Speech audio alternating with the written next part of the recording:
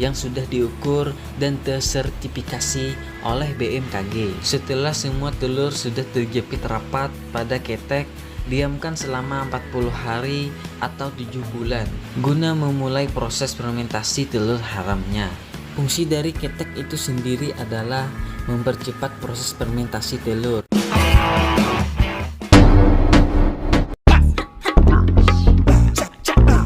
Pertualanganku kali ini akan pergi ke desa Yorstegang. Ya, desa Yorstegang. Saat aslinya berjalan, saya pun tergelincir karena terinjak ranjau darat. Akibat ada yang buang hajat sembarangan. Untuk melewati desa Yorstegang, aku harus berhati-hati karena banyaknya ranjau darat yang bisa membuatku tergelincir seperti tadi. Agar cepat sampai tujuan, aku pun harus melewati jembatan purba ini. Konon katanya di jembatan ini banyak penunggunya seperti katak, semut, ular, dan binatang purba lainnya. Setelah 300 hari perjalanan, aku pun sampai ke tempat tujuan. Di desa ini terkenal sekali dengan olahan telur haramnya. Kalau bahasa ilmiahnya dikenal dengan telur asin. Telur haram biasanya terjadi karena pergaulan bebas. Alhasil telur tercipta karena kecelakaan atau ketidaksengajaan. Untuk mencari telur haram sangatlah mudah sulit, karena biasanya telur haram dibiarkan begitu saja di hutan maupun di semak-semak. Untuk memudahkan aku dalam mencari telur haram, terpaksa aku harus menggunakan alat yang berteknologi tinggi, seperti alat sempak tetangga ini. Ya, alat sempak tetangga. Berkat alat yang aku gunakan ini, akhirnya aku mendapatkan 2 bungkus telur haram. Ya, 2 bungkus telur haram.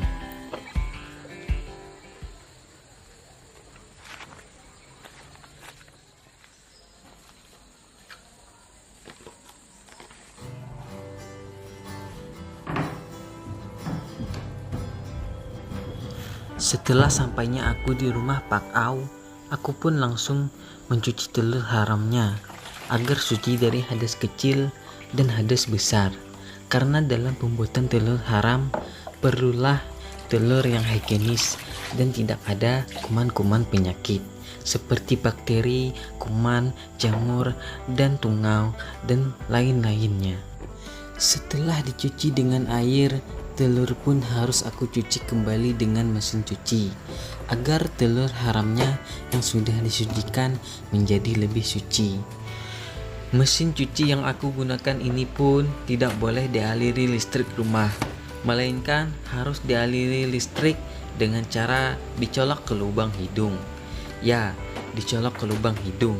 Karena jika dialiri listrik rumah dapat merubah rasa telur haramnya yang tadinya rasanya vanila, tahu-tahu bisa jadi rasa air cucian sempak ataupun jadi rasa aneh lainnya. Keluarga besar Paman Au adalah salah satu penduduk dari desa Yorstegang ini yang masih memegang teguh cara mengolah makanan dari telur haram dengan teknik tradisional, yang mana teknik ini turun-temurun diajarkan oleh kakek moyang mereka dari zaman purbakala hingga zaman purba seperti sekarang ini. Teknik ini tergolong cukup sulit karena teknik ini memerlukan 2 buah ketek yang berbau asam. Ya, ketek berbau asam dengan diameter ketek 3000 meter persegi yang memiliki daya jepit minimal 1 juta skala liter yang sudah diukur dan tersertifikasi oleh BMKG. Setelah semua telur sudah terjepit rapat pada ketek, diamkan selama 40 hari atau 7 bulan guna memulai proses fermentasi telur haramnya. Fungsi dari ketek itu sendiri adalah mempercepat proses fermentasi telur jauh lebih cepat dari cara modern yang menggunakan tanah tetangga, serta tidak memerlukan lagi garam karena ketek memberikan rasa asin alami yang meresap cepat ke pori-pori telur. Pastinya proses ini akan menambah cita rasa dan kenikmatan telur haramnya.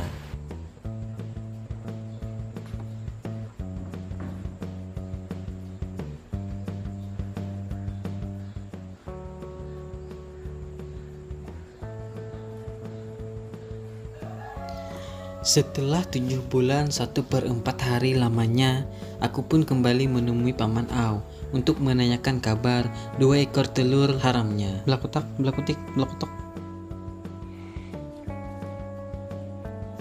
Berokotok, berokotik, berokotok, berokotok, berokotok, berokotok, berokok. Kata Paman Au, 2 ekor telur haramnya kabarnya sangat baik-baik saja. Mereka sangat suka tinggal di ketek dan sekarang sudah siap untuk disantap.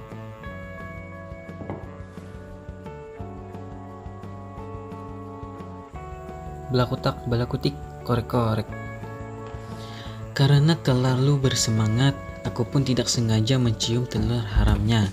Alhasil mengakibatkan aku pingsan dan berhalusinasi. Untungnya karena aku terkentut, efek halusinasinya pun hilang dan aku pun sadar dari pingsanku. Langkah terakhir untuk mengolah telur haramnya yaitu dengan cara menyalakan kompor. Cara menyalakan kompor tinggal diketuk kaca. Jika sudah api berjoget-joget, itu tandanya wajan siap diletakkan di atas api. Jika air sudah berjoget-joget, itu tandanya telur siap dicemplungkan ke dalam air yang berjoget.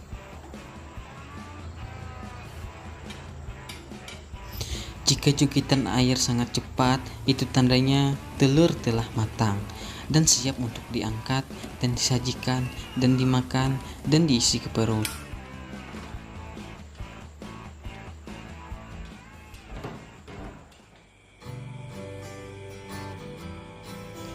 Ciri telur haram yang berhasil ialah setelah matang, cangkang telur akan berwarna-warni.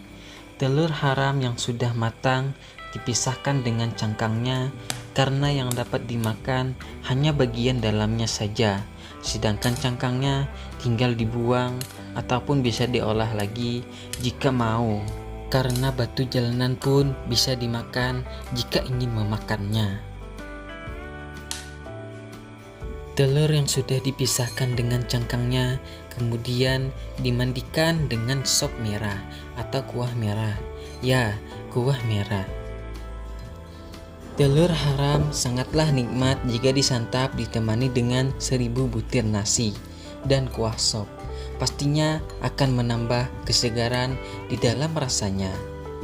Aku pun sangat menikmati olahan telur haram di desa Yostergang ini. Sangat nikmat, sangat lezat, dan sangat sehat.